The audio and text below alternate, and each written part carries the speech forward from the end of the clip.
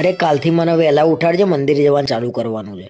કેમ અચાનક શું થયું તો તમારે મંદિર જવાનું ચાલુ કરવું છે? બસ મેં કીધું મંદિર જવાનું ચાલુ કરું, મનને શાંતિ મળે, દિલને સુકૂન મળે અને આમ પોઝિટિવ ફિલિંગ આવે. ઓહો, તમે તો સુધરી ગયા ને. પણ તમે તો એવું કહેતા હતા ને કે સારા કામ કરીએ તો મંદિર જવાની જરૂર ના પડે, એટલે તમે સારા કામ કરવાના બંધ કરી દીધા. પણ કાલે તો રિયા ભાભી જોડે મંદિર જવાનું જ છે, પણ 9 વાગે તો છે ને પહોંચી જ જવાનું મંદિરે. એક કામ કરજો, 8:45 વાગે નીકળજો, એટલે રિયા ભાભી પહોંચે ને પહેલા તમે મંદિરે પહોંચી જાઓ. એ જ પ્લાન છે. શેનો પ્લાન? કોઈ પ્લાન નહીં એવો. પરમ દિવસે રિયા ભાભી મંદિરેથી આવતા હતા ને તમે જે ઊભા ઊભા વાતો કરતા હતા ને, હું કપડાં સુકવતા બધું જોઈ રહી હતી. એટલે તું મારા ઉપર શંકા કરું છું? અને તને કેમ ની ખબર મંદિરની જ વાત ચાલતી હતી? શંકા એની પર હોય જેની ખાતરી ના હોય, પણ તમારું તો ગેરંટી વાળું કામ છે.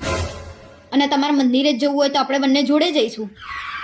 અરે મારે જવું જ નહીં ને ભાઈ, હેરાન કરી મૂક્યો છે. હવે તું એકલી જ જજે. એમે તમને એવું હતું કે હું તમને એકલા જવા દઈશ?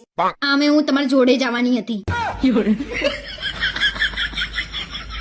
હવે મંદિર જવાનો તો મેળ નહીં આવો, પણ શાકભાજી લેવા ક્યારે જાય છે ને રિયા ભાભી તપાસ કરવી પડશે.